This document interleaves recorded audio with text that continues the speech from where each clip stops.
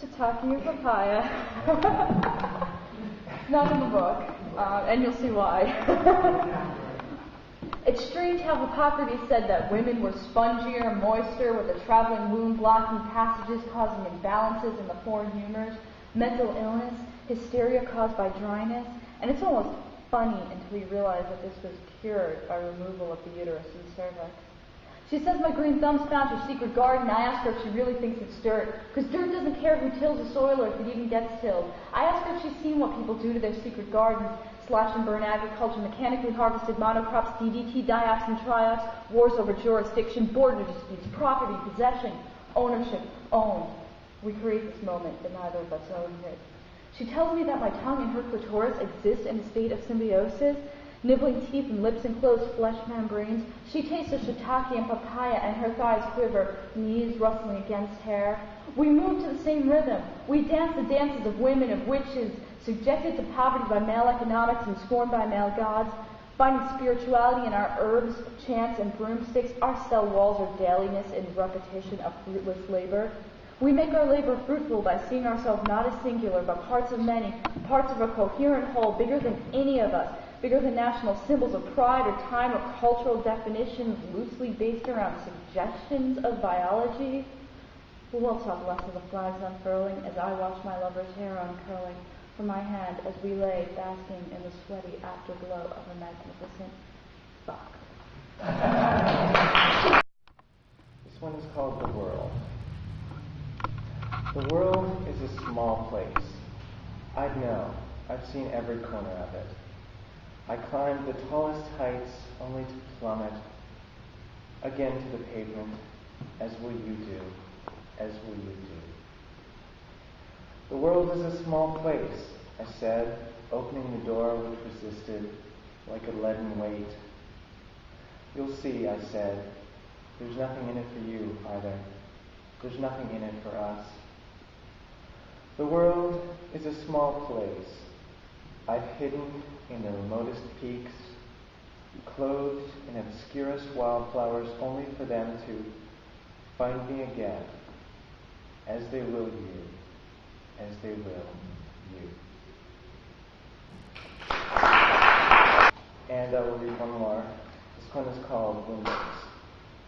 Windows can only show what you know how to see, and the glass prevents the inevitable from showing through, so that standards and values won't stop you from drawing the wrong conclusion about what the reflection represents.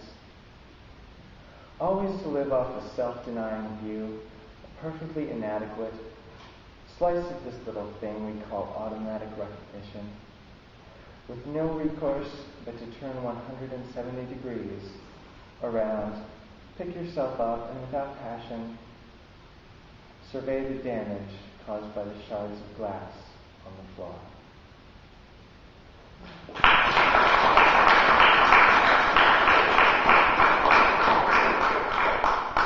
And I will do one more that's a really short one. When you asked if I'd been hurt, I answered no, for the same reason I can get up in the morning. I'm numb.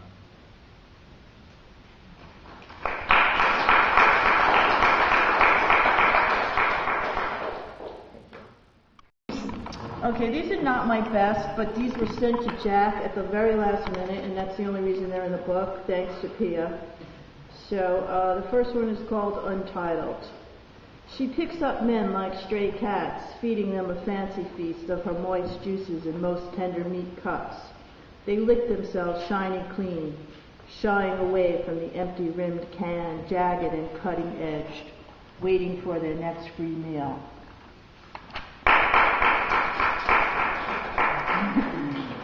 The next one is Word Exchanges. Intoxicate me with your liquid eyes, drowning me from reality of an overstarved cultural deprivation of the unexplained soul. Close enough to blow your bluff, inside my cold steel eyes of no showroom, of his exit-filled stairwell where none of us can wait for very long. A Staten Island night, poem. It's probably good for tonight. It's called Fixed Out. Saturday night, not sure what's right to do. A touch of blue hangs beneath a broken bridge, tunneled with whipped visions of wanderlust. Okay, Judy Cohen, 4/24/08. Whispering War. Theirs was a whispering war. Ask the wisteria why. Ask the wind why it whipped the leaves and made some leave their treetops. Theirs was a whispering war, whining, not fought in the open. Vinegar in the ginger snaps, a series of mishaps. No one knows why. Vulgar. Nothing virtuous here. Trust went bust, burst, and nothing like June. Theirs was a whispering war, wiping out the love that went before, love befell, disillusioned spell.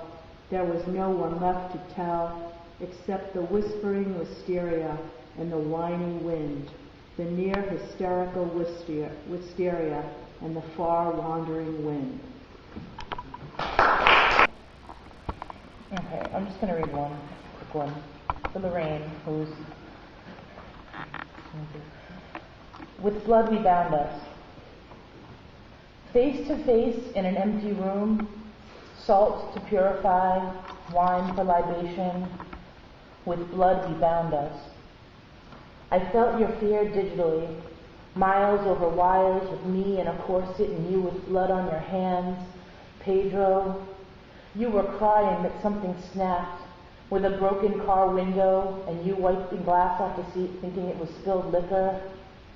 Phantoms of us persist, idle at the fringes of then and now, unaware that we continue.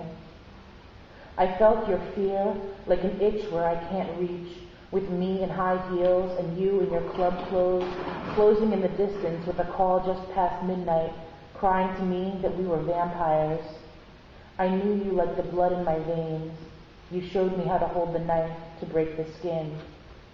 We were children then, we're not so innocent now, you with your prayer chants and me with my neglected God, knowing you are 24 hours away from anywhere I could run to save you if you need to be saved.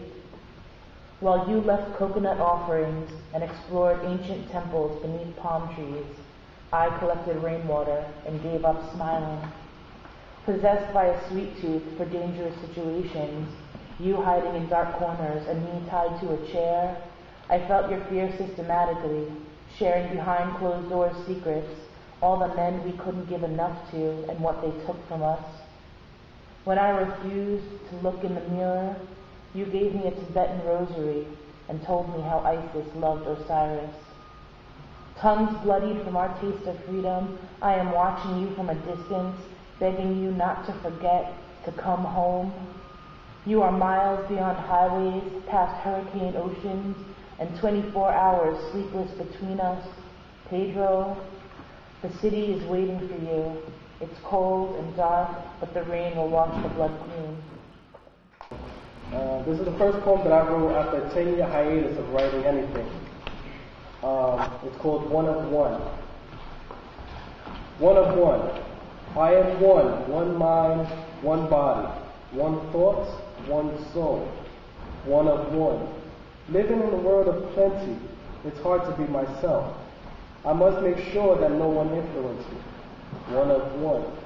To live life is to live life. But to be life is to be life with the one of one.